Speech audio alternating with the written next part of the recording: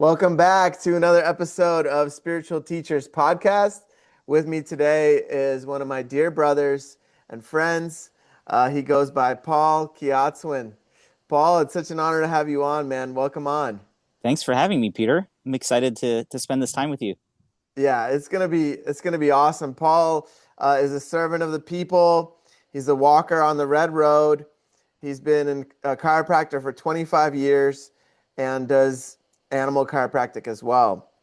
And some of the topics we may cover today are Paul's awakening path and journey, Sundance, the red road, chiropractic, and how men show up in the world.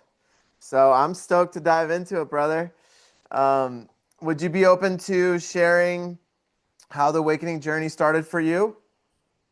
Yeah, definitely. The For me, trying to go into chronological order, it's probably be a little bit difficult just because now I recognize in my awakening how much life is a nonlinear process, Hmm. and as I look back at my life and I attempt to pinpoint that one moment, probably the start of the awakening, the process of it happened in 1996.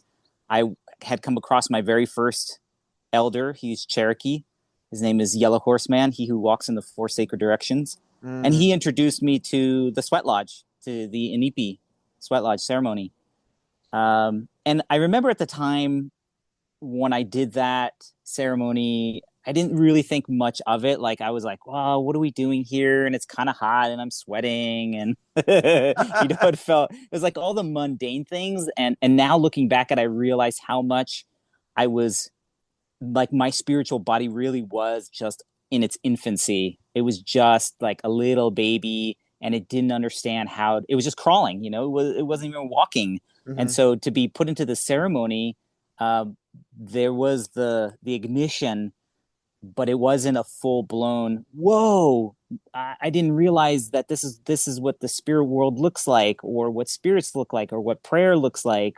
Um, now almost 25, 26 years later, um, that process of connection with the spiritual realm is so much more tangible, and it's because of my maturity in that journey. Hmm. So I would say, for example, in this last Sundance that I completed, I had such a clear experience of the spirit world. So a lot of the dancers, a lot of the veteran dancers that I was with would say, you like the third day is typically when your mind starts letting go and you really start stepping into this altered state of being and experiencing the world other than the physical world that we experience with our open eyes on a daily basis. And that being said, even still now, it's so much easier for me to tap into that realm, even in a physically awakened state. Um, and so the Sundance this last year has been even more of a cracking open, an uncovering of the eyes, the spiritual eyes, so that I could see what the world looks like beyond the physical, behind the physical world. Like pulling back Um, a curtain. it really is like pulling back a curtain. Hmm. Yeah, like in the dance, for example, I think it was actually the second day, and there was a dancer that came in. I'm going to purposely be really general with my description of these things, just so that I'm respecting people's experience and who they are. So we had a dancer come in who started. So we have 4 days of dance for those who don't know, and they came in on the second day, which is acceptable. And we're in line. There's the women dancers are in front of us. We're behind them, and one of the dancers collapse. And prior to that person collapsing, I experienced a sensation of something crossing my path, like from left to right, and it was going right by that person. Oh gosh, I'm getting chills as you're talking about it. And with my eye, because so I have my eyes closed because I'm just like in my prayer, I'm just focusing. and I feel the sensation. It's almost as if literally a physical body was walking. You know, have somebody walk by you and you feel the gust of wind and you're like, Yeah. whoa, someone just walked by me. It was like Right. that. It was like that. And I could feel with my eyes closed, like this shadow passing me. Mm-hmm. And then within that second, that person collapsed. Wow. And and that's when I realized like I really have to stay in my prayer and dance even harder to help that person. And my conclusion of that was like multiple things. One, it wasn't the spirit that caused the person to collapse, is my belief. It's really that person. That person probably interacted with that spirit, and it was so overwhelming, they collapsed. If they were maybe really centered, deep in their prayer, that spirit probably wouldn't have affected them. Mm-hmm. And in fact, after they collapsed, I felt the spirit come back at me and face me Wow. and look at me as if sort of like almost like growling, like as if trying to intimidate me, and then I just looked at it like you don't bother me, and suddenly it relaxed, and then it's just started dancing right in front of me. Oh, wow. And so um, I believe that there are these spirits, and I've experienced it in like an ayahuasca journey. There's these spirits that come to us, and they might appear scary, Mm-hmm. but if you are calm and you're centered and you have peace within yourself, that spirit turns and just becomes like an ally, becomes a friend, Mm. and becomes part of your experience in a positive way. Um, and so my interpretation of it is just the fear that we bring in is what makes them want to be like almost like a reflection of us, saying, "Oh, you have fear? Here I am afraid. Here I am scary. Is that scaring you? Oh, yeah, I am. Oh, collapse." Well, Or, yeah. it's scaring me. Yeah. I mean, some people think that those spirits feed on fear. Right. And I don't, and I, that's not my experience. I really believe that those spirits are, it's not necessarily that they're feeding as much as they're reflecting. So the amount of fear you have within yourself gets reflected by them. Okay. So it might feel like they're sucking on us. And having done, shamanic work, like I do believe that there are legit parasites. And I think that might be just like that's like a whole nother conversation and a whole nother entity of sorts. But I think in terms of the spirits, I think they really just sort of reflect, because as a spirit, they have no mind, they have no body. And so their experience is really just sort of like in the moment. It's just right there. They don't really have the capacity to think or to reason.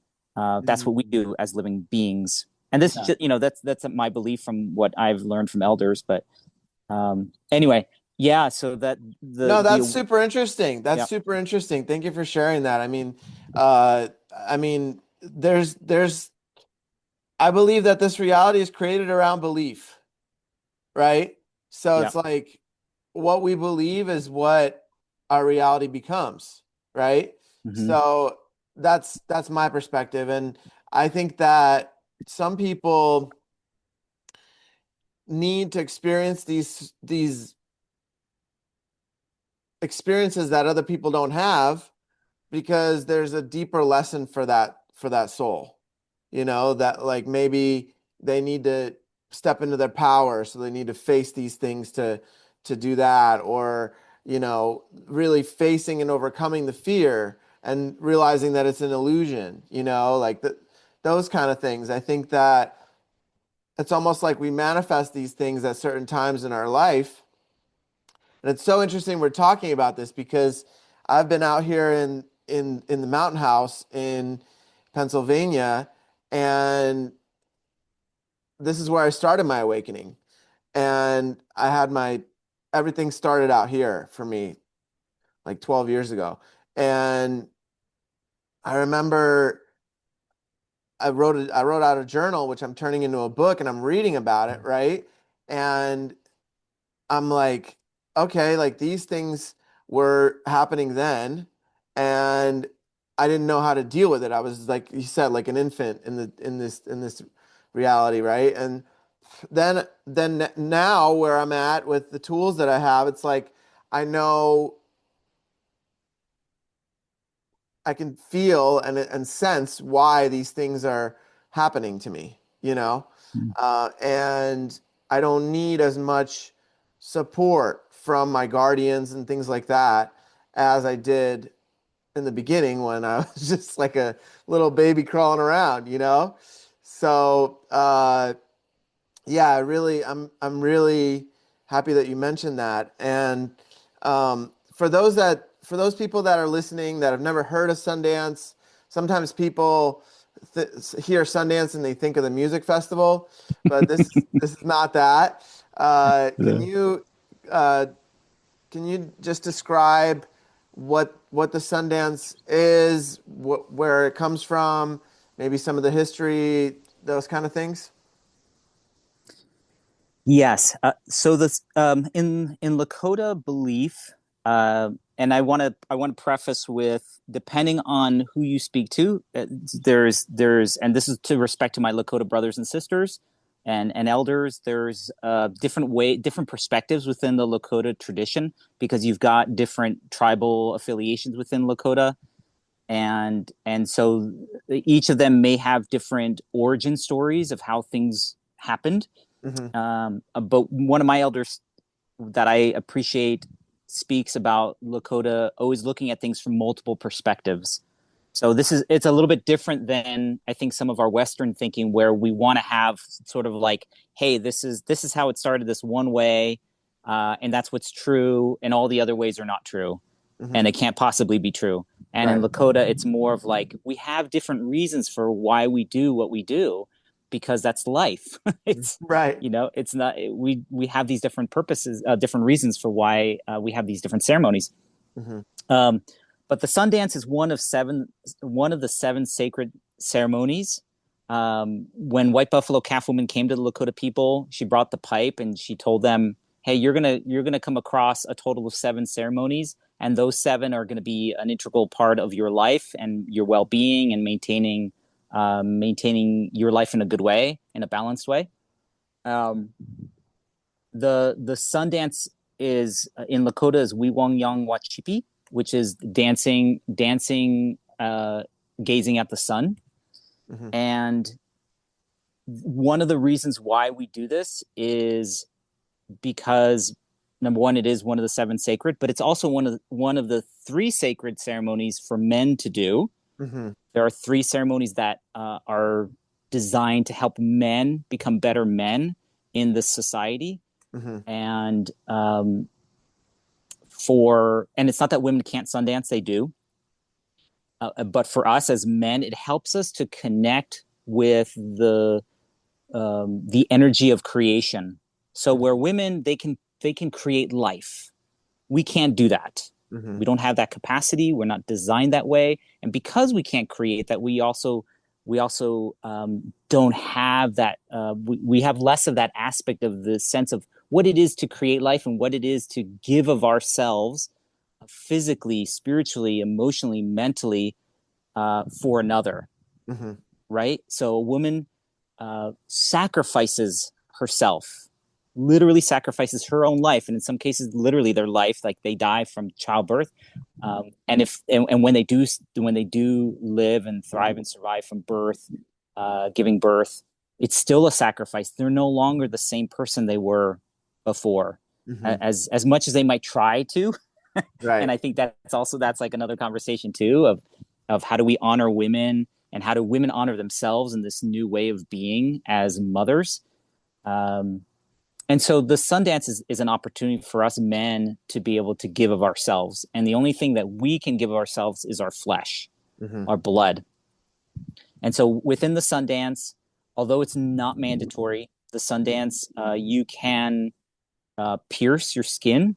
And when you pierce your skin, you are attached to a tree that's in the center of an arbor, and you break. And when you break, that flesh is then cut off, and that's put into a prayer tie, into a robe, and that's your prayer that you deliver. So the Sundance is it's 4 days of purification, and then 4 days of the actual dance itself.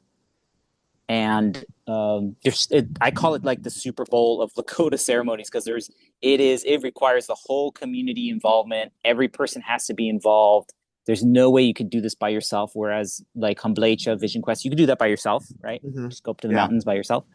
Um, And so Sundance for me is like the most beautiful ceremony of the Lakota people, because you go and you pray for those 4 days with no food, no water. You're dancing during the day, and then at various times during the day you're taking breaks, and then at night you sleep, and the next day you repeat, and you do that for those 4 days. And you typically will go into the Sundance with a prayer as a dancer. You're going in with it might be one or two prayers. I know some dancers who have been dancing for multiple years and they have like 5 or 6 prayers that are really strong, it's like you want to amplify this prayer. You want to supercharge it. You want to send it out to the universe with as much of your intention and your heart and your physicality that you possibly can. Mm-hmm. And so the Sundance allows us as men and for women to be able to do this, to be able to go with your prayer and make that prayer and send it so that it'll be heard and that it can be manifest. Mm-hmm. So Beautiful. that's a Beautiful. little bit of the Sundance. Yeah, yeah, beautiful. Yeah, there's a lot more to Yeah. it, Yeah. but that's I think that's a really great introductory explanation. So that's awesome. So so you were starting to say that 1996 you had your first Inipi Sweat Lodge, right? And Yep. then where did things start to open up and evolve for you throughout those 26 years? And what are some of the milestones that really you can look back on and say, okay, this was an important one? Um, so the first thing that pops in my mind, I started doing Sweat Lodge back in 96, and I had been wanting to do Sundance because my elder, he was a Sundancer and an Eagle dancer, um, which again, we could talk about that later if you want. But that's like, for me, that was the greatest kind of sacrifice you can give as an Eagle dancer. It represents the protector of the people. And it struck in my mind, if I wanted to be a servant, how well could I serve the people, and in what capacity can I serve the people? Mm-hmm. And that has stayed true for all my life. How can I best serve the people? But it wasn't possible to enter Sundance at that time. A lot of the Sundances were closed. You really had to like know somebody who knew somebody to get in there. And so it fast forward probably, I think maybe 12 years, so probably about halfway. Um, I had transitioned from one relationship to another, and I really started asking myself the question of like, what am I doing in my life, and what am I doing in this relationship, and is this relationship in alignment with where I see myself going? And it wasn't. So I needed to leave that relationship. And I think the most poignant time was when my father was sick, which was probably, I guess now it's been 8 years. And I knew that he was going to leave his body, and I wanted to be there for him spiritually. And so I had spoken with a couple of people who had done like hospice work, who had done spiritual counseling, and uh, I spoke with one person in particular who said, the best thing you could really do is just be there for him for his own process in death. Mm-hmm. Don't make this about you or imposing your will or even your belief system on him. Mm-hmm. My dad was Catholic, and so I decided to, just to have a better respect for death, I decided to take a training. It was actually a shamanic training through Michael Harner. It was on death and dying. Mm. And the training was very much about how to get into an altered state of being, an altered state of mind using drumming so that you could connect with the spiritual world. Mm-hmm. And so I would say that was like another, when people do combination on locks, those old Mm-hmm. like dial locks, and you go like to the left and then you go to the right twice and go to the left, Right. it was like that. Like I'd already gone to the left, okay, now I had to go to the right, and I Right. had to go. You have to like click in just into the right position to make sure you're in the right place before you go to the other side. Right. I think that was that second click. Like, oh, this world that I see is so much greater than what I'm seeing. And um, so fast forward to the night before my dad was going to pass away.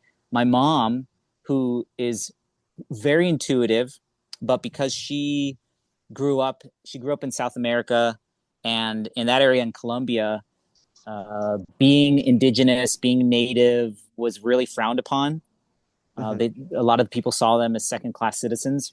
And so my mom was really, really sort of reluctant to embrace anything that might seem non Catholic. And Mm-hmm. being intuitive in that capacity was not, people were kind of like, whoa, you can't, that's not Catholic, if you're using your intuition. Mm-hmm. But she'd always have these like crazy things happen to her. And she was just like, I don't know what to do with it.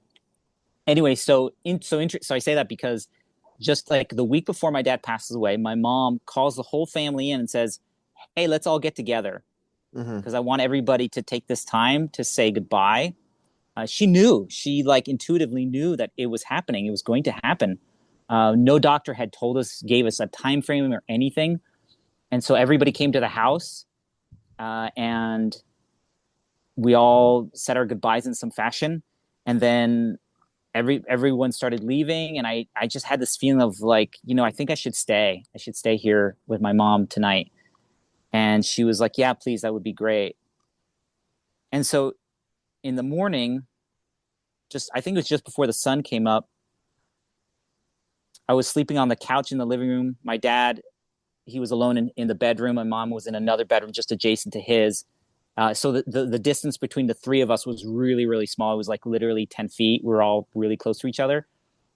And suddenly we hear this crash. My mom gets up, I get up, and we see in the hallway there was this picture of at that time it was my son and my nephew when they were like a year old. There's a Mm-hmm. picture of them on the wall, and it just fell off the wall. Oh, wow. And so we were looking at each other like, what is that about? Right. You know? And so she went back to bed, and I got back onto the couch, and within seconds I had this like awake asleep dream of this man with a light behind him approaching me, and he looks at me, and I can't really see his face. I can't quite make out the details of his face, but I could definitely feel the energy. It's like just love, compassion. And he says to me, "Is he ready?" And I knew he was talking about my dad. Right. And I get up off the couch, and it's like I'm holding my dad in my arms, almost like a little baby. And I lift him up and I give him to this person. And I said, "He's ready." And he takes him, and then they're gone. And suddenly my mom wakes up. She calls for me and says, "Come to the room, come to the room." And I come to the room. She's like, "Check your dad. I don't think he's breathing." And I check, I've got my stethoscope, I'm listening, I'm feeling, my heart's racing. So I'm listening to this, if you ever use a stethoscope, it's like I can hear my own heartbeat through Yeah. my own stethoscope. I'm like, Yeah. is that my heart or is that his? But yeah, he had passed away. Wow. Um, and so yeah, I realized again, it was like another an affirmation, not an affirmation, but a confirmation that the spiritual world is very, very real. Mm-hmm. And it helped me, like we talked about this infancy of spirituality. It was coming out of that infancy and going into adolescence now, like, whoa, I can't deny this. I Mm-hmm. can't. I could deny it, but why would I? Right. It was very real for me. That was a very real thing for my mom. Um, and so that was probably the next big aha, next big turn of the cog that woke me up. And then I think it was just from there. It was uh, with my wife Amua Jen, having her support in my spirituality, my spiritual growth, has been really, really instrumental in my spiritual maturity.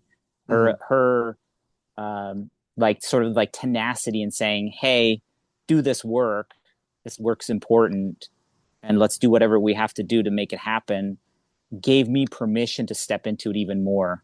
So Hmm. maybe 12, 10 years ago, maybe I can't, this timing's like maybe also close to there around that time, maybe a little bit before that.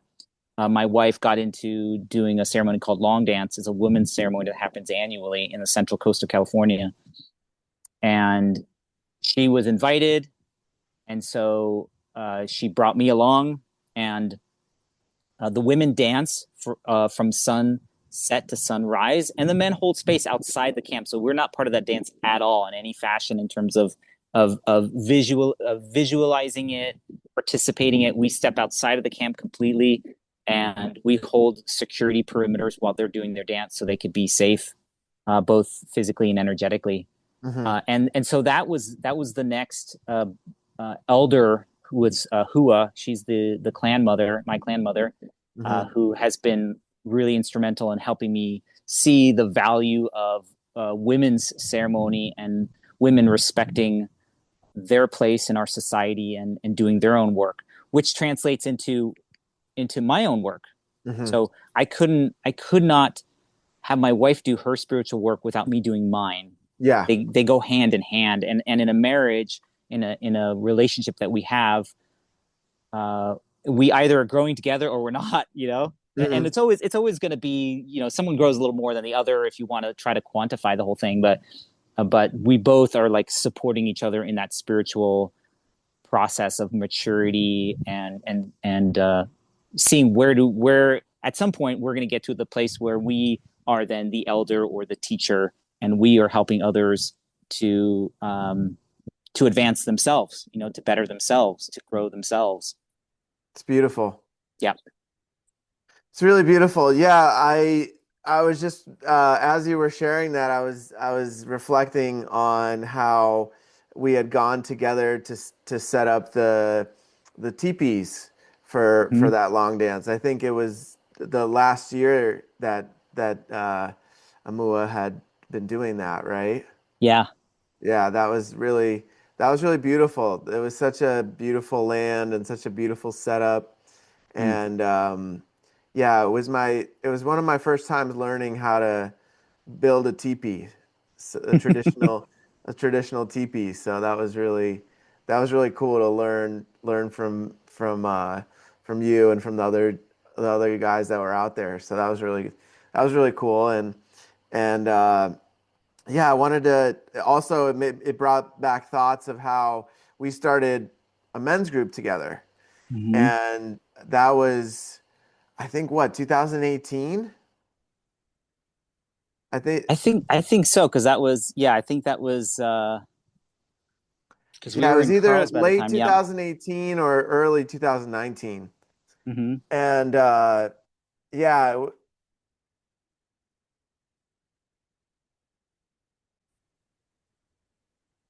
so we were just talking about how back in 2019, early 2019, late 2018, Paul and I, with one of our other buddies, started a men's circle, and we were doing it in your converted garage, right? Which was really cool, and it was just like really nice because we didn't have a name for it. We didn't we didn't like make it a big deal. We just invited our friends and whoever they wanted to bring, and it was just like it was really nice, right? Like it was just like a really nice way for us to hold each other accountable and to do some of that deeper work that was really important, as men. And it was for me it was like a foundation for all the different men's groups that I attended and started and was part of after that. So yeah, it was a really nice time, a really great to reflect on that as you were sharing. Yeah, I wanted to say how much I appreciate how much you just move forward with the co-creation and creation of that. And I think that's, talking about, as we're sort of leading into how we can be as men, that's one really great example of how we can show up in the world, which is, if you have an inclination to do something, just do it. It doesn't have to be complicated. If you're yearning for camaraderie, for brotherhood, for belonging, then just do it. Just seek it out. Mm-hmm. And like if it, like we kept it pretty straightforward, but we also like kind of went with the flow with it. We Mm-hmm. ended up doing some meditation with it. And Yeah. we had some really beautiful men show up for that who Yeah. were very, very appreciative. And it was, I think the time always went by really fast. It was like, oh, we're done already? And Right. yeah, we're done. Okay. Anyway, so yeah, I think for men who are watching your podcast, young men in particular, who are feeling isolated, Mm-hmm. or they're feeling like they don't know what to do. Number one, you're not alone, Mm-hmm. and two, like this is a very primal need, uh, for humans to Mm-hmm. to belong. Right. And whatever powers that be that are attempting to divide all of us, I think that's where that's successful. Is it creates division instead of unification. And so I believe that some of the work that we need to do as men is to step in and say, hey, let's find our commonality. Let's find the place that we can all agree upon, and then just hold space for each other so we don't feel so alone. Because unfortunately, there's so many young people who they're taking their lives because they just feel lost. Yeah. And that is, it's so painful. I'm one of three brothers. I'm Mm-hmm. the youngest. So most of my life I've had a sense of belonging. Mm-hmm. Probably a little bit more as an adult. I've felt a little more lost, until I found my spiritual path, and I could see how if you're like an only child, that might be really intense, or you're a child with like a single parent, Mm-hmm. or no parents, fostered, any of those kind of combinations, or even if it just seems like you have a normal life. I think for the most part, we're isolated in these really small family units. It might just be Yeah. two or three, Mm-hmm. and that's just not really, that's not the design. I don't believe that's the human design for us to live in that way. No, I I don't don't think we agree. can. I don't think we can thrive. Yeah, thank you for that reflection, brother. I mean, uh, it's I totally agree. I think that it's so important for men in particular to gather and to see other men and witness their journey, right? There were so many times in different men's circles I've been in where I think I'm having a really rough time, right? And then the guy next to me, man, he's really having a rough time. And so it just puts things in perspective, and it also there's so many different aspects to it that are there's like this primal desire inside me, at least, to like gather with brothers and to be around men that I really appreciate how they navigate the world, and I I I think you were a really great co-facilitator because I really loved the way that you present yourself and the way that you navigate as a man, you know, and I really always honored the way that you um, just show up. I knew that I could always count on you if I ever needed anything. I could always, for me, those kind of qualities are really important. And I also really appreciated your structure because at that time, my structure wasn't very. I just didn't have very much structure. I could do it, but I was like, what's the point? So the more I leaned into it and the more I observed how you did it, it really set me up for a really powerful way to navigate this reality with the balance of that intuition and that structure, which not a lot of men have that or even have exposure to that, you know? Mm. Yeah, I can see. I think that speaks into how we can learn from each other, Hmm. and we don't need to make it into a competition, although we could, and that's always fun too. But Right. like, just a friendly competition of like, hey, I look how structured I am now. Right. But and I have felt of you, Peter, the level of your intuition has I've always been super impressed by that, like your ability to Thank you. tap in very quickly, very deeply, um, has helped me as well to relax into that and to not be afraid of it, Hmm. and to use that as a model. And again, I think that's where like a men's group, a men's circle can be so helpful, that we could be models for each other. Like somebody has a skill set like yours where you've been working on your intuition, and you're following your life in that way. Wow, how could I do more of that? Or, oh, look, here's Kiat's win, and he's got the structure. Maybe he's kind of hyper structured, but what can I get from that? What can I glean from that and bring into my own life to bring more balance into my life? For sure. Right. Yeah. So it's like really working like more as a team, as opposed to, well, I just need to be better than him so I can, achieve X, Y, and Z faster or better, or get more accolades or whatever it is. Yeah, and Yeah. I think that it's never about the competition with anybody but self, you know?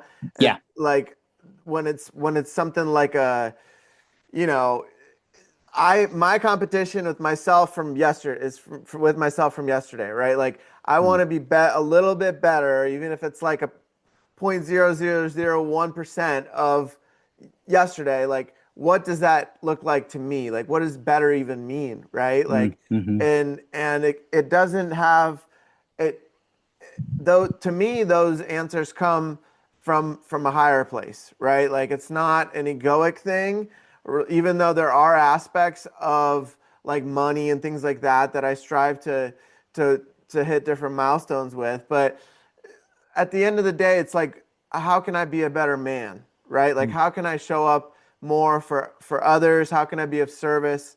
Kind of like what you were saying when we opened up the podcast, right? Like a man of the service to the people, and that looks different for every single one of us.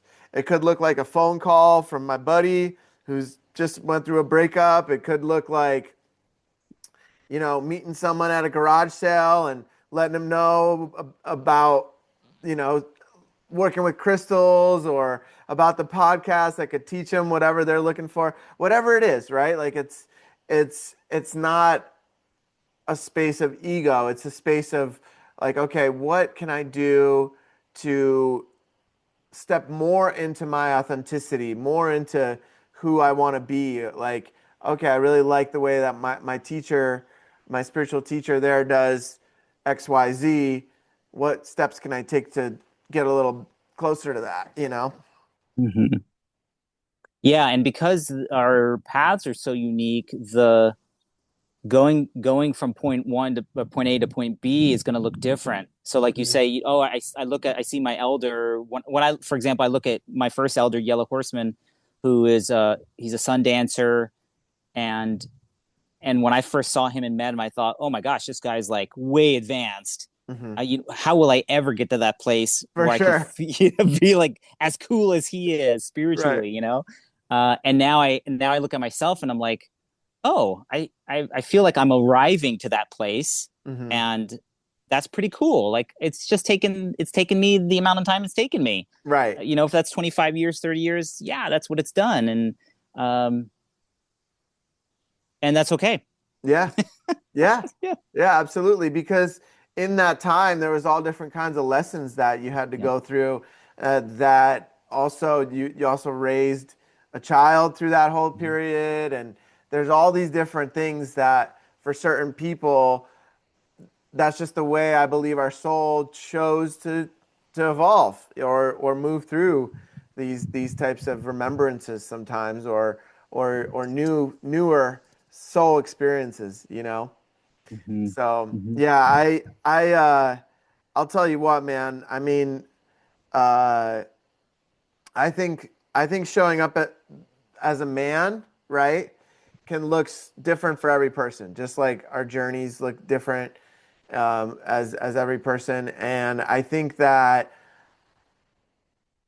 for me, it was like taking what I didn't like aspects of my father, for example, right? And then taking other aspects that I did like from him, from my grandfather, from you know different teachers and babysitters, whatever that I had that I really appreciated from the masculine side, right? And just learning that it was okay for me to create this version of it for myself, what it looked Mm. like just for me, and not striving for it to look like anybody else. It was just taking the little strands of the shirt and resewing my own shirt, you know. And how did you know like what pieces to take? How did you even know whether that was something that was, oh, this would make me a better man? What was your barometer? I think the barometer was how I felt in the presence of that energy from that man, right? Mhm. Like if I really liked the way my grandfather was really good at bringing people together, and he was really funny. He could always make people laugh no matter what. Like he would just come up with jokes out of thin air, you know? And I really liked those qualities, you know? Like certain qualities that I didn't resonate with were like extreme anger or aggression or any type of like energetic or physical uh, instillment of pain or some sort of control, right? Like those aspects felt really uncomfortable for me and really very negative experiences, you know.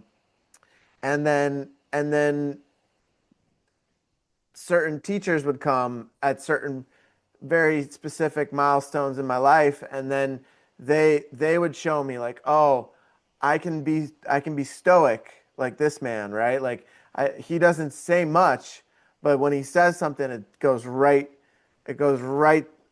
into your soul, you know.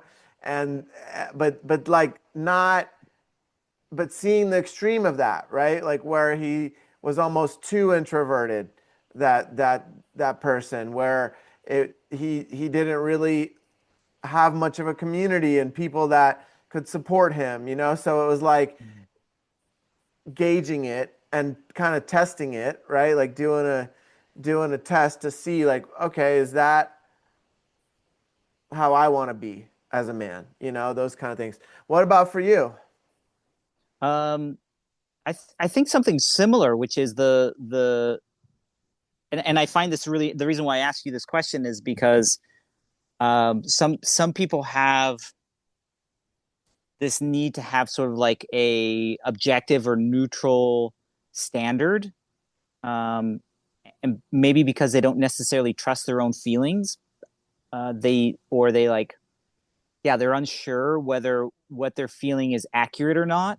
Mm-hmm. And I think it's like a muscle. It just needs to be used and worked, and the more you practice it, the better you get at it. Mm-hmm. Because like how you're describing, which is you come across something, and if it feels right, if it feels like it's easy in your body, 9 times out of 10, it's probably something that's worth integrating into your system, Mm-hmm. right? And that has been I have found that to be true for myself. And when I've talked to men who feel a little lost and like, I don't know if I should be with this person because I feel this way when I'm around them, and or a sister who's like, I'm with this guy and I don't know if I really should be with this guy anymore because maybe they're not like respecting me in certain ways, and I'm like, well, if it doesn't feel right, then it's probably true for you that that's not where you ought to be, or you need to address it in some way to see if it is that really in fact true. And like what you said, put it to the test. Mm-hmm. Like let me take that quality of that person and let me see what it is in my own body, what it is and how it might express itself and what it will look like. And if it returns to me in a good way, then I know, oh, this is a keeper. This quality, this thing I want to keep for myself. And Mm-hmm. in the Lakota, one of the Lakota principles that we follow is the law of generosity, which is when you give, you receive, and it's sort of like an equal exchange. Um, and there's this thing that you can. There's also a language within Lakota, original Lakota, where if you ask for help and you ask for help in a certain way, it gives the other person who's going to help you an opportunity to, number one, accept to help you, but there's understanding that by helping you, that they will also receive blessings. They will also receive some generosity in some way in their life. Mm-hmm. And it's a very particular way of asking, for this help. But it just reminds me of like when we have this quality that is of benefit to ourselves, usually, almost always, when we then emanate it, then we see a reflection of it in some way. So when you're kind to somebody, for example, just because you accept that being kind is it's a good way to be in life. Mm-hmm. It's a good way to be in life, is to be kind to people. Suddenly these people are like really kind to the next person or the next 7 people that they come Mm-hmm. across. Maybe Yeah. that person decides that day they're not going to kill themselves Mm-hmm. because you just showed them some kindness and you gave them hope. Mm-hmm. You gave them a glimpse of light where they're like, wow, maybe I'm not alone. Maybe there is somebody who cares about me. Maybe humanity isn't lost. Mm-hmm. Maybe kindness does really exist. And so they turn themselves around. Yeah, to answer your question. Yeah, yeah, I really like that. I really like that. I truly believe though that when you do something from the heart, and when I do something from the heart, right? And when I do it in a way that's genuine, I'm not looking for anything in return. I'm just doing it because I want to do something kind, right? It comes back tenfold, Mm. and it very rarely, if ever, it comes from that same person. Mm-hmm. And it's, to me, it's like when I learned about the collective consciousness and how it's all a web and we're all interconnected, every single one of us on the planet, it's it it just, every time it just becomes more and more clear, like, okay, yeah, okay, that's beautiful. It just came in this stream, and it's almost like a game, right? Like it's like, okay, I know it's coming, right? Like it's like a universal law. How is it going to come this time? But it's like I didn't I'm not doing it because I know that that's going to happen. It's like sometimes I'll play that game, with the universe. And a lot of times it's like stuff that I thought about maybe a couple of months ago that I, you know, would like in my life, like a pair of specific shorts or whatever it is, right? And then they just show up at the thrift store or somebody gifts me it.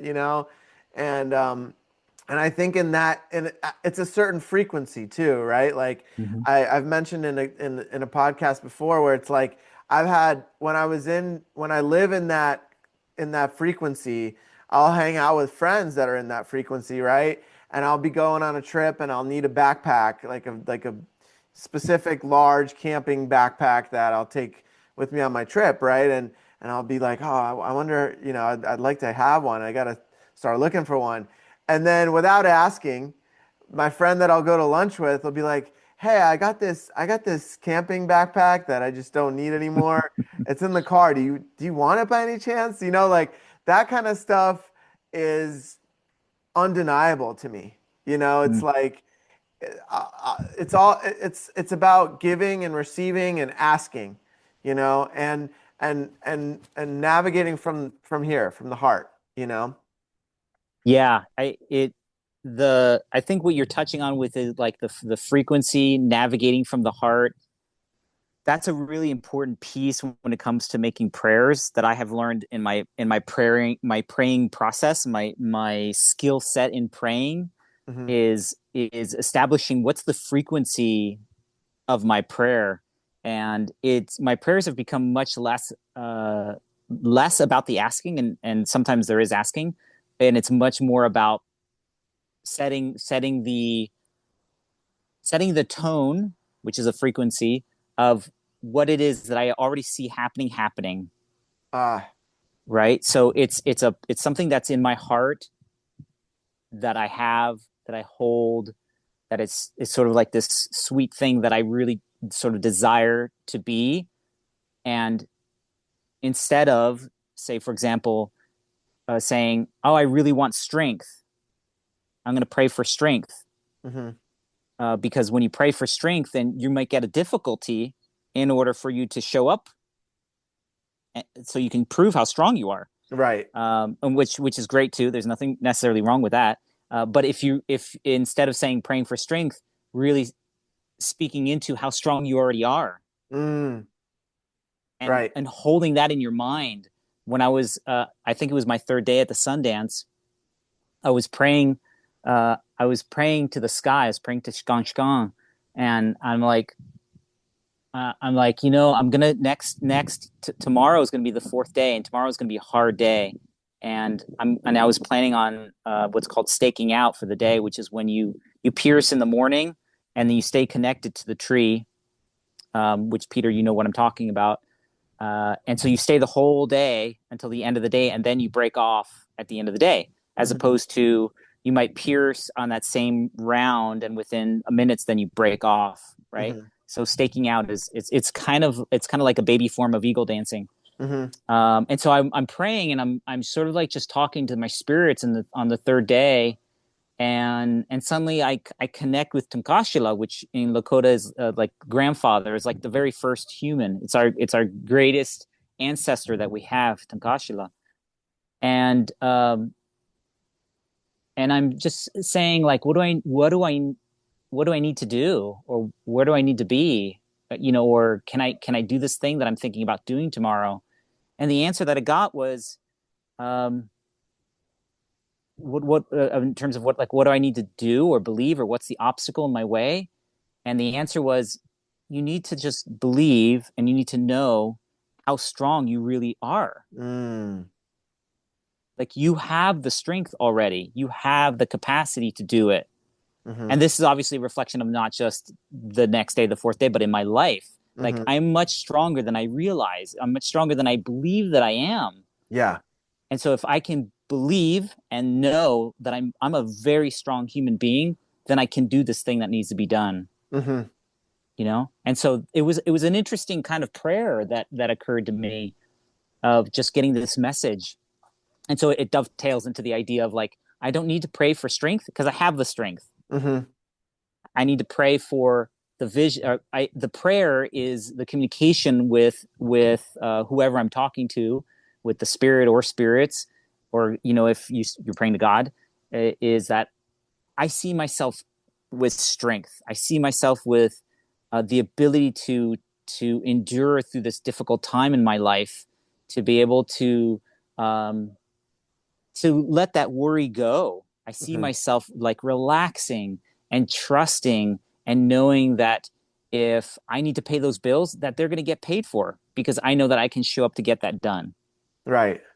You know. Yeah. Anyway, so the frequency. When we talk about Yeah. frequency, It almost so from as you were sharing, it almost sounds like an affirmation, right? yeah, It's like I am strong, right?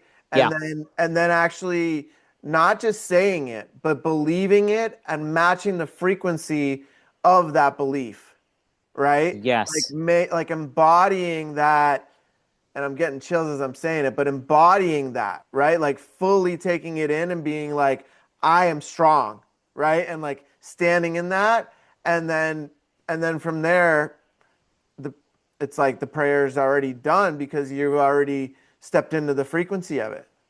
yes. And that term embodiment, I think, is very appropriate, Mm-hmm. because it really is, you are integrating it into every part of your being. Mm-hmm. You're hearing it, so you got mental, you're feeling it, the emotional, you're sort of spiritually believing it, so that's the spiritual, and then you're almost literally feeling it in your body, right? It's like Sometimes you are, yeah. and sometimes you're Yeah. like, whoa, I feel so strong. And Yeah. for sure, on that fourth day, when I staked down, man, I felt so good. I felt Mm. stronger on that fourth day than I think I did on the first day. Wow. I was like, this is great. Why didn't I do this on the first day? Yeah. Yeah. That's So powerful. yeah, it It's really really powerful. is. Yeah. And then I think, when you study like manifesting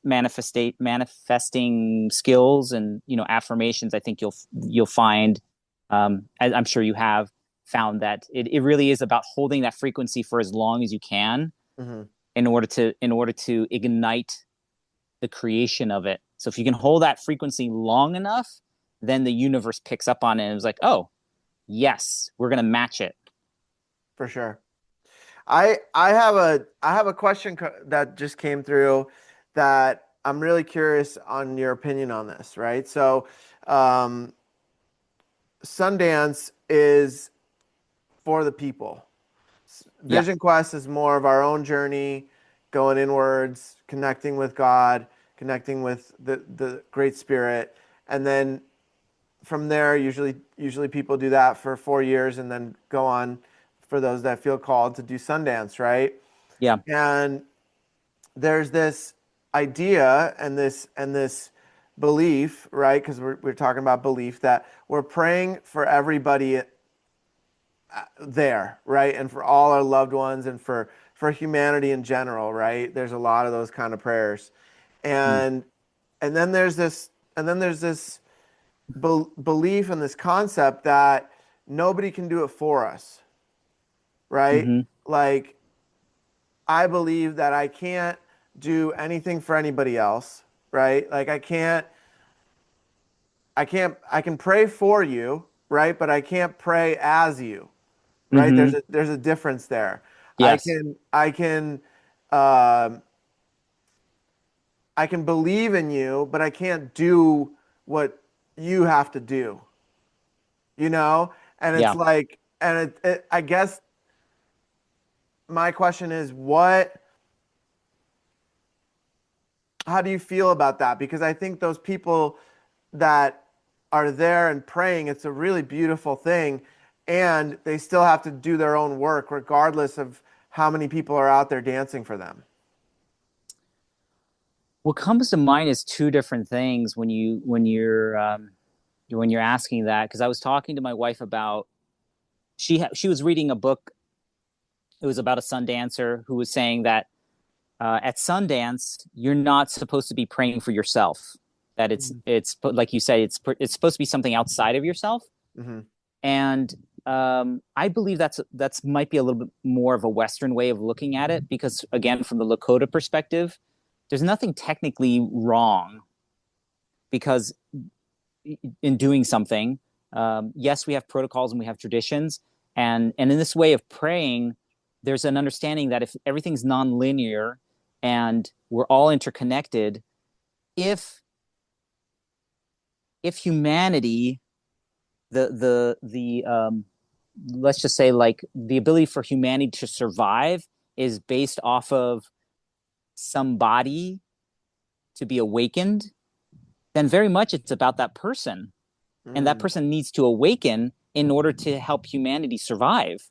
So that person does need to make it, in essence, make it about themselves, because it's a catalyst. It's a pivot off of making something else happen, something really, really big. So mm-hmm. I'm of the belief that in Sundance, yes, with Sundance we go with a prayer that's outside of ourselves, but that it's perfectly okay to ask the question of, like, how am I getting in the way of that prayer happening?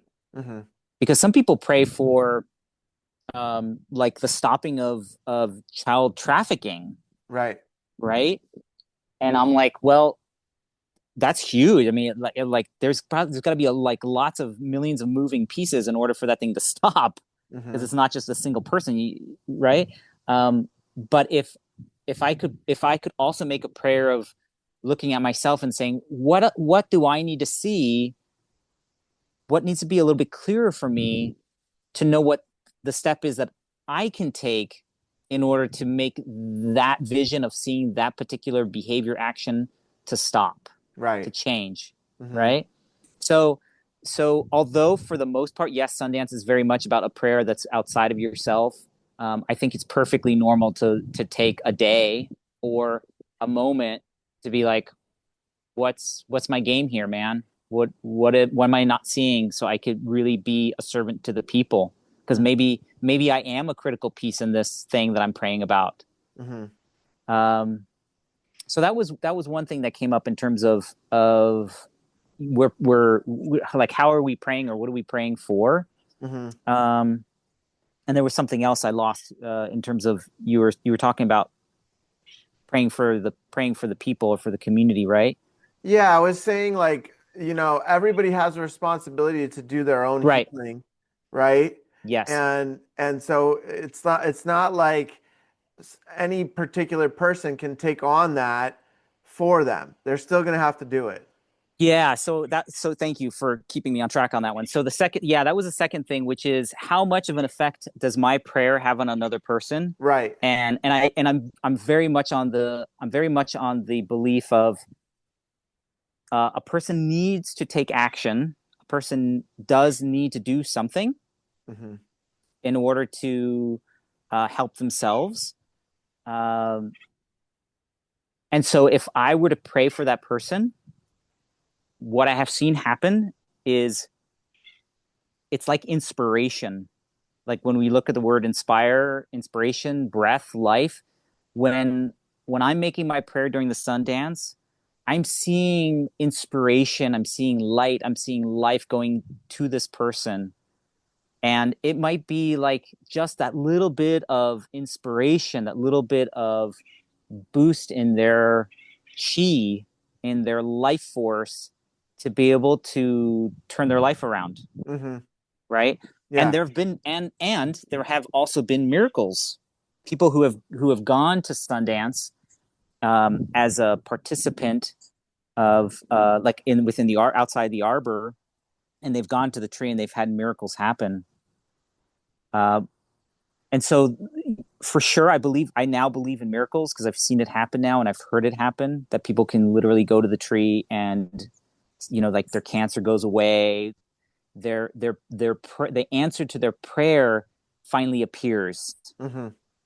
Hmm. And I think that goes into what you're saying, which is I can pray for somebody to say, I can pray for somebody and say, I see you being healthy, and I see this thing that you need to overcome to allow that healing to occur.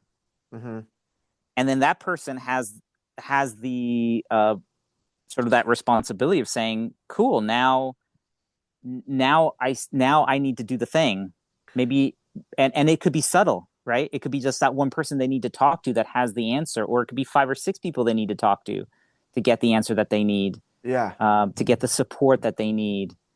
So I believe it's all happening simultaneously in a nonlinear fashion, and it's very possible to help people in that physical, non-physical way, in the spiritual way. I really like that perspective. The image I got in my head was like either turning the key to open the door for them or like cracking the door open and now they see that there's a light and they can open the door, like it's it's really interesting because that little bit of chi, which is it's all energy, right? Like that chi, that prana that you're sending through the prayer to that person is working in these ways that science can't explain, but something is shifting, right? And Yeah. I've seen it happen from Vision Quest, where I'll have different prayers and then I'll come home and there'll be a big shift in that person, or they'll just show up at the door or something will happen where there's a shift. And I've seen it happen consecutive years in a row where it's like my mind is like, oh, okay, maybe that was just a coincidence, and then it's like, nope, it happened again. So like it's working. So it's yeah, that I really like that perspective, and yeah, it's really interesting, and it kind of ties back to what we were talking about with how men should or would be great for them to show up. Did you receive any messages or anything like that during your Sundance about that? Yeah, I had a lot of things come up around that. And then and it was confirmed, the messages that I received, sort of like the instructions that I received, the do it this way instructions that came to me have already been presenting themselves just a couple weeks after Sundance as I'm interacting with people. And um, so in no particular order in terms of how we can be better men. And if there's women listening to this podcast, it definitely applies to them in this way, which is if a man is a godly man, I believe that he is going to be a better man. And I use the word God just because it's a common term that can mean a lot of different things depending on your spiritual belief. Mm-hmm. I have my own belief system that varies from like Catholic and Christian belief.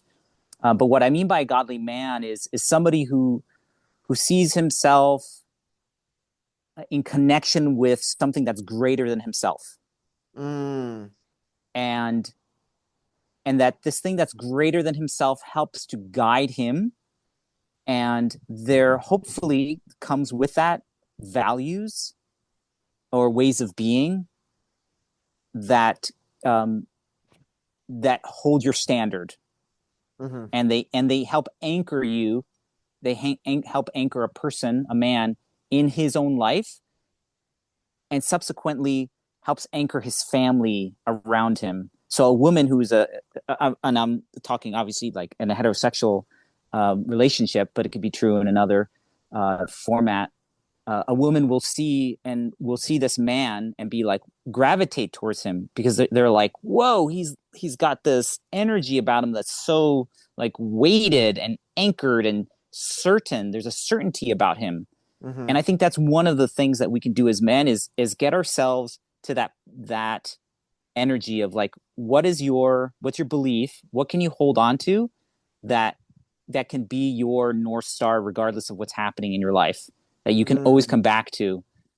Um, and so like for me, like the set of values that I have been implementing in my life in this last year going into Sundance is White Buffalo Calf woman's values that she gave to the Lakota people, and that there's 7 of them. Um, and as I've been studying those through this last year, realizing how much each of those things impact my life, and whenever I start getting a little off track and my partner might be feeling that, I can come back to those values and, okay, let me get back to this. Okay, this is where I'm at. And then I end up, not from an ego standpoint, from a very humble standpoint, I end up being sort of a holding point for my partner, that she can then anchor and be like, whoa, he's holding the state of mind, he's holding the state of being, and I can't right now, but he is, Mm-hmm. and I need that. Mm-hmm. And I do believe that in a relationship with a man and a woman, it's an important formula for success in a relationship, is that the man is pretty steadfast, and again, it's from a humble place. It's not from a place of power, like trying to have authority. It's just from a place of certainty and knowing this higher order of things is what keeps us sane. Right. And Yeah. then it's like gravity. You've got if you've ever studied gravity and time and space, and the fabric of time and space, somebody used this really great analogy, as if you use like a cloth and you throw a ball on the cloth and you allow it to kind of roll on the cloth. It'll create like a little bit of an elliptical shape. If you Mm-hmm. put something in the middle of that cloth, like something heavy, it distorts the cloth, right? Mm-hmm. And so when you go to throw another ball, that ball will actually create an orbit around that central point. Mm. And that's one of the theories and ideas behind time and space, and the fabric of time and space and gravity, that there's a distortion in the field, and that these objects that are going around are really just sort of following this distortion of the fabric of time and space. Wow, And so I I really believe, like the way you describe that. That's really yeah, interesting. yeah. So as a Yeah. man, imagine as a man us doing that again, Mhm. not from a place of ego, not from a place of like I want to control the orbit of this thing. Right. It's it's really more of like the design of the universe is this way. If I can hold the center, then my favorite moon can encircle me, Mhm. and it's going to have an influence on me because the moon does, right? The moon has a Mhm. huge influence on the earth, just like the sun. That's what the earth, the moon and the sun create the tides and all that cool stuff. We can do the same as men. Is we could create this like almost like our own gravitational pull of sorts. I really Yeah. like that. Yeah. So you mentioned the term anchoring, right? Like being an anchor. Mm-hmm. And to me, it sounds like a combination of things, but the grounding aspect feels really important to that, Mm. right? Like staying grounded, right? Like rooting into the land that we're currently on, even if that looks different week by week if we're traveling or whatever. Mm-hmm. But like for me, I think that connection to the land, that sacred connection, like thanking the land, really feeling ourselves barefoot on that land, having that energetic electrical connection with the land, and really from a really genuine place, like showing so much gratitude to that land for holding us for whatever period of time we're there, right? Mm-hmm. And if it's just for a moment, just for an hour, whatever it is, right? Like just grounding into that, and then in those moments, right? Like when you do find yourself kind of off center, right? What are some of the things that you do or like to do or have found effective for you to bring you back into that centered place? There's number one, having a daily practice, I think is really key. And it can look different for every person. For me, I've always been a very physical person. My physical how I interact with the world is on a physical level is pretty high. Mm-hmm. And so I do some physical practices now that have been very helpful in setting myself up for the day. Mm-hmm. So there's the cold plunge in the morning. Mm-hmm. There's the breath work in the morning. Mm-hmm. There's the greeting of the sun in the morning. Mm-hmm. There's the prayer that I use. I've got long hair, so I braid my hair. I was taught by my elder. Uh, every braid is a prayer. So the longer the hair, the longer the prayer. And that's Mm-hmm. something I do every morning, Mm-hmm. and it helps set that tone for the day. And I've always, fortunately, maybe I've always been a pretty grounded person, and that comes pretty easy for me. Yeah, you Uh, for sure are one of the most grounded I know. Yeah. I can't take any credit for it. It's just the way I was designed. So I'm like, okay, cool. One less thing to worry about. Right. Um, yeah, but in the moments, having a toddler, for those parents who are watching who have children, I have a 4.5-year old who he tests my levels of tolerance like no other. Yeah, he You does. know, I'm just like, there are times when I just totally crack. I'm just like, man, no parent points for me that day. Um, uh, and thank goodness for my wife, who she's very, very good about looking at these things that aren't working and trying to figure out like how to make them work better. Mm-hmm.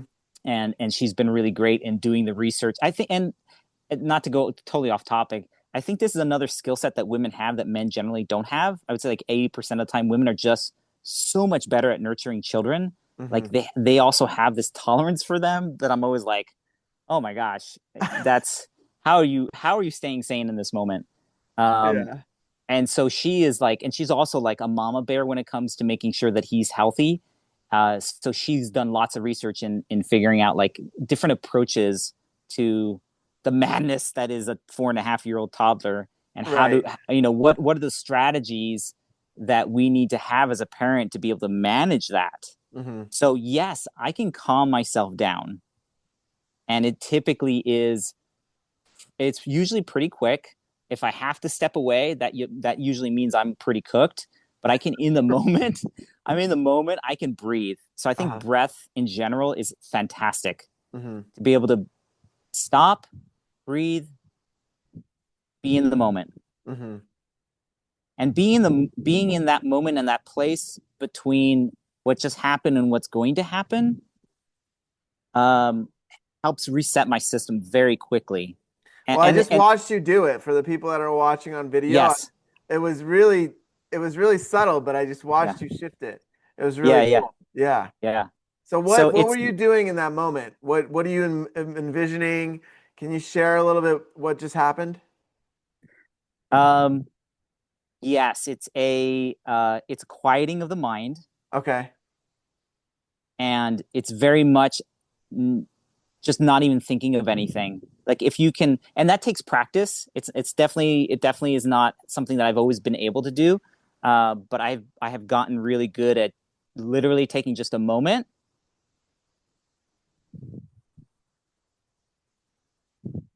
and that's it. Yeah. Right? It's Okay. like there's nothing happening in that moment. Time disappears. I'm not thinking about anything. I'm not even like I'm totally still in my mind. So are you just like imagining the thoughts going out of your head through your ears? Like, is there anything happening in your in that regard?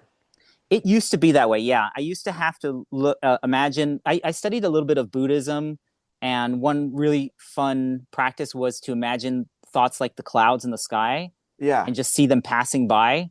And so, not giving them any attachment or any feeling, just watching them go by and just being like, oh, those are just the clouds. So my Yeah. thoughts they're just clouds. They're just going by. I don't, I don't need to think about them, give them any thought, worry about anything. If I would cease to exist in this moment, that would be just fine because Mm-hmm. there's nothing past this very moment. Mm-hmm. And my breathing slows down quickly, and Nostril it's breathing? not even that, not even that. It's really just like it's an exhale. Uh-huh.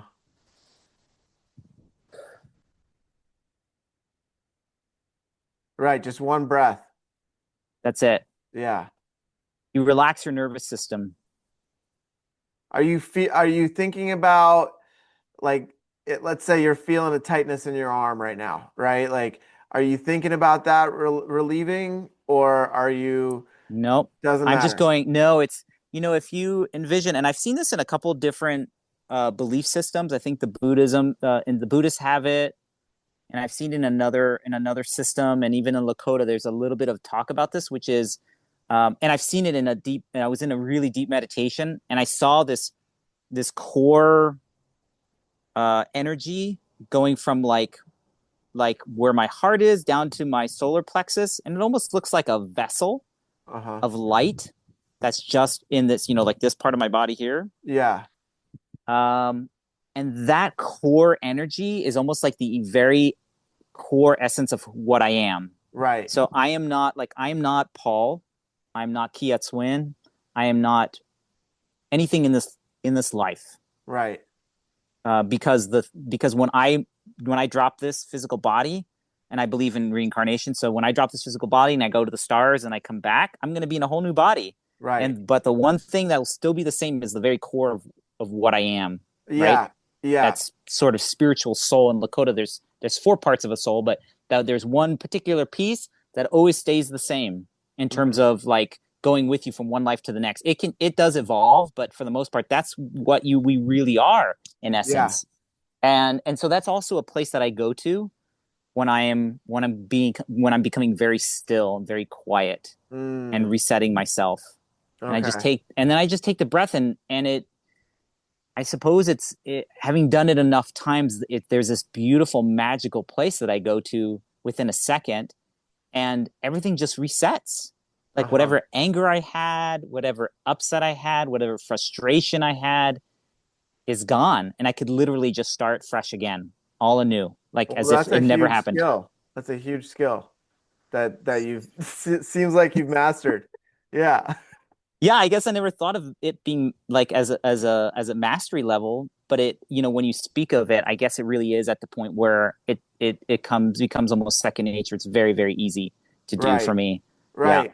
Well, on medicine, on ayahuasca, or maybe on psychedelics, I I saw that our soul lives here, like right next to the heart, Mm. or in the heart. Mm-hmm. And it was really interesting because different religious beliefs have different ideas of where the soul actually is, Mm-hmm. but it resonates what you were saying, how this area here is where that soul resides, because there is, what is it, like 0.23 grams or something like that leaves the body when somebody dies, and people believe that's the soul, and it's been measured and tested, I don't remember the exact amount, but it's really small, and it's across the board. I- Yeah, if you've ever been around anything that was living and suddenly dead, you can feel the difference in the physical matter, oh yeah. right? Like it's Yeah. not just that it's not breathing anymore, but instantly there's like, whoa, there's like it feels empty suddenly. Yeah. Yeah. What is Yeah, that it's like the about? life force is gone out of it. Yeah, yeah. Yeah, I watched one of my dogs when she passed, my first dog. I I was able to see her spirit leave, Hmm. and I was there with her, but I was able to have that experience of like, oh, okay, there she goes. And Hmm. and it's really interesting, like it's really fascinating if you think about it. How that happens. And yeah, it's a totally different energy afterwards. It's like Yeah. it's like an empty shell or a coat that you're holding. Yeah, definitely. I agree with you. And I think like I don't know why it popped in my mind is, there's a lot of people who are afraid of death, Hmm. and I've gone through different stages myself of not being afraid of death, of being afraid of death, of it's really interesting in my life how it's fluctuated. There are times where I'm just like, you know what, it's totally fine. I'm good if I die, and there are other times where I'm like, man, I'm just getting started. Yeah, I know. I Come know. on, give me another 100 years. And Right. then there are other times where I'm just like, it's all right, it's okay. Like, uh, I'll die and then I'll come back, and it'll just be like this life. Like, I will remember some things and I won't remember other things. I've had like a beautiful experience. I was in a deep meditation. It was a kirtan. It was a kirtan in LA, and there was this guy doing kirtan, and he just had one of my favorite way. My favorite kirtan is really the way it's like traditionally done, where it's repeated, right? Hmm. It's that repetition of the chant, and so Hmm. there's no variation, Yeah. and so the mind just begins for me. The mind just begins to unravel. Like it's just like I can't keep up with this anymore, and it lets go. And I had a moment where I transcended time and I went into a previous life, Oh yeah. and I got to see one of my previous lives, Cool. and I was like, "Whoa, this is amazing. This Yeah. is this is amazing." Like there is some essence, I believe there is some essence of ourselves that we will show in our other bodies, and there's probably glimpses of memories that we will have, but it's almost to our detriment if we have too much of that memory. It's Yeah. it's really sort of like better that Yeah. we kind of start fresh and being like, okay, how am I going to handle it this time? Right. And I hope that for people who are watching and are wondering, is there a life after death, and that that they don't just believe me or you, that they continue on that journey and of discovery, and I really feel like if you continue on that search, you will find that there really is, it really does exist. There's enough, we'll call it science, and there's Yeah. enough confirmation from people that there's really something else, and it's pretty amazing. And you can spend your time worrying and being scared, or you could spend your time finding happiness, contentment, joy and just sort of like sucking life out of the life, just Oh yeah. really digging your teeth into it and doing everything you can to express yourself fully and enjoy yourself. Yeah, it's like that saying, like, if this was the last day of your life, how would you spend it? You Right. know, and it's like, okay, do I want to spend it just sitting on the couch watching TV? Maybe if it's a really good show, right? Yeah. Yeah. Yeah. Or is it creating something, or it's like it can be different for everybody, right? But Yeah. Right. um I just wanted to add that there's this really fascinating story that you can look up on YouTube about this little boy that was like 3 or 4 years old, and maybe he was younger, maybe 2 years old, and he was talking, and he was telling his parents how he died in his previous life. And he told him, I was in World War II. I was flying this exact plane. I was in this platoon. I and what was fascinating was those guys that he was in the same platoon with were still alive, and they were meeting for a World War II, gathering, right, of people, of veterans, right? And so he went to it and he talked to those guys, and they confirmed that he was that guy, that he had, like, there was no way this kid could have known these things, right? Like, Yeah. he couldn't read, he couldn't look it up, he couldn't, you know what I mean? Yes. He just knew that that's how he died in his past lifetime, and that these people, uh, Wow. and they confirmed it. And so, Wow. yeah, I don't know if you Google around a little bit, you'll find it, but that particular case just was all that my logical mind needed to be like, okay, yeah, that makes sense, And I Yeah. think the reincarnation piece, once I put that together, it all started to make way more sense to me. Mm. Like, I started to understand why with certain people, with certain souls, I felt a really expansive connection. Whereas with other ones, it maybe wasn't like that, with certain relationships, why it could go so deep, others Mm. that maybe it couldn't, Um, there's many factors to that. It's like frequency is another big aspect of that, right? Like, I Mhm. don't feel like I had the bandwidth and the frequency to go to those depths with certain people at certain times in my life. Like when I was drinking a lot and partying, like I just Mm. couldn't hit those higher frequencies because the alcohol was keeping me in a lower frequency. Mm. And certain things like that can do it, and but it is very interesting for me to, with curiosity, explore those things, right? And it's also really interesting when those past life regressions happen, right? Like for me, it's happened at Kundalini yoga classes. It's happened at myofascial unwinding Mm. sessions and trainings. It's happened in deep meditations. It's happened eye gazing, Mm.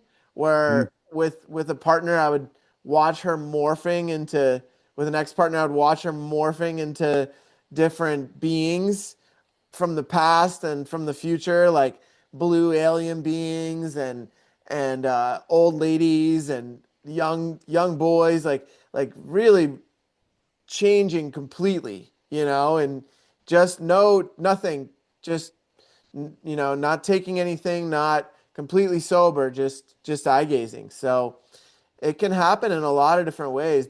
Has it happened in other ways for you? Um, I'm trying to like that was probably the most poignant one. I don't think I've had it in other instances, but I really appreciate that you've had so many occurrences of that because it's like you and this is one of the things I really am impressed with you about is like your ability to pierce the veil to pierce reality, the visual reality that we have of this world, and to be able to see beyond it, because not very many people can do that. Mm-hmm. And taking it back to Sundance, and getting into, like, from day one, our intercessor, our chief, said, when you go in, you're starting your first day, start your prayer right away. Mm-hmm. Don't wait till the second day or the third day or the fourth day. Yeah. You can start your prayer the moment you step into that arbor. Right. And that's exactly what I did. And I realized in doing that, you develop that skill set of being able to pierce through um, ordinary reality, and then be able to see these things that are occurring. Um, I've done, I've had more experiences like in shamanic world work with drumming, Mm-hmm. um, where I've transcended time and space. So, but I think for people who are wondering, like, how can I do that, or that's not possible, it's really like just practicing it. It's Mm-hmm. just doing it, doing it, doing it, doing it, and just trusting that, like, what you're seeing is really happening. Because at first it might be like in shades of gray, Right. right? You might just be like seeing silhouettes of things, or you might get a snapshot of a previous life where you're like, Right. whoa, what was that? Oh, Right. that's nothing, right? Right. Right. And so instead of saying, well, that was nothing, just say, oh, that was something. Okay. And then just trusting that every time you go into your practice, it'll become a more and more um, fuller colored experience, to the point like what you're seeing, which is you're seeing the person outside of you morphing, that's pretty cool. Right. I Right. don't think I've seen anybody morph yet. That's pretty. I'm Yeah. looking forward to that. Yeah. It was far out. It was far out. Yeah. I mean, I think that, I think that it is a muscle, like you said, and it can happen to anybody at any time, really. You know, it's like you gotta the for me the goal uh, of being a better man is also elevating in frequency, right? Like there's gonna be times when my frequency is gonna drop. I might be really sad about something, right? But I fully experience and feel through that, and then I go back to raising it up, and it's kind of like, waves, right? It's like, okay, today I'm feeling this way. I move through it and then start to build it back up again. And I think about, like your son and his generation, and how those kids may potentially be able to stay in that frequency all the time, right? Because for me, it's like I'll get glimpses of it. I'll go in and out of it here and there, but then for that generation, it's like they can hold it and be in that, and then their kids may be even like fully in it. So it's like it. I believe that that's kind of how the evolution is happening. It's like our offspring, our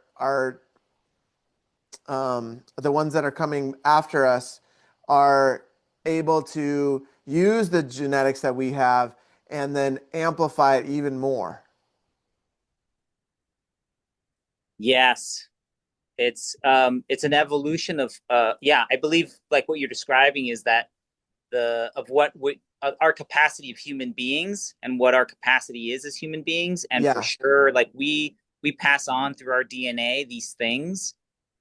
Just like you probably like heard the experiment of done on mice, where they took a group of mice, and they had corn that they would feed them, and the corn would make them sick, and so they would eat the corn, and then they would get sick, and then those mice had babies, and those babies would avoid that particular corn, and it's like, how do they know to avoid that corn? Like, they've never had it. How Right. would they know, right? And I think that's saying it's something similar that happens in with humanity, that we're passing something on, and and that is one of the values of the Lakota, is to recognize and to acknowledge the generations. So we're acknowledging not just our ancestors, but we're also acknowledging the future. And so the Mhm. things that I do as a man, I have to consider how that might affect the generations after me, and not Mhm. just my own child, but from a community standpoint, how do the children around me are affected by how I am and what I do and what I say. Yeah. And so that's also a place where we can step up as men, is really look at like how do we speak to the children around us, Hmm. and how we're like it's not even just that as our perception, our our state of mind affects them. So our us seeing them as a valued member of our humanity, of carrying on what we are, I believe they pick that up. They Oh yeah. sense that we look at them and we're like, you are an important being. You are going to carry on, um, our beliefs, our values, our morals, our standards, and then you're going to be teaching that. Like I tell my son, one day you're gonna teach your son what I'm teaching you about Sundance or Hmm. about drumming, and Yeah. he's like, oh, okay, you know, Yeah. Yeah. in his 4.5-year-old way, like, yes, Right. I know that, Dad. Right. Right. Yeah, your son is really tapped in, man. I love that kid so much. He's very connected to all the things, and having parents like you, yourself, and Jen is amazing. So, yeah, man, I'm really excited to see what he brings into this world too as he gets a little bit older, and what he's aligned with, which is super exciting and interesting as well. Yeah, definitely. Those people who talk about how children are here to be our teachers, Yeah. I think like that's how they're being our teachers, is they're asking of us, they're asking of us to look at ourselves and look at how we need to learn about what we need to learn about ourselves. And so in that way, that's a teacher, right? They're like Yeah. a teacher oftentimes takes a Socratic method, of asking the question as opposed to saying, do it this way. It's more like, well, how do you think you should do it? How is Hmm. that done? Why do we do it that way? And then we need to really ask ourselves, like, yeah, why are we doing this way? Right. Right? Right. Oh, okay. I guess I need to study up a little bit more so that I can give you an answer of like, we do it this way for this reason. Hmm. Oh, okay. Got it. Yeah. Yeah. Well, Paul, it's been such an honor to have you on the podcast. I feel like we just broke the surface here, as you know, as expected. With we could keep going for a couple more hours easy. So, I'd love to open the invitation for whenever you want to come back on. Love to. You're always invited on. So, it's been such an honor to talk with you, and thank you for sharing your teachings and your stories and ways with us. So until next time, brother, Yeah. Until next time. Toksha. Okay. Thank you so much, Peter. take care.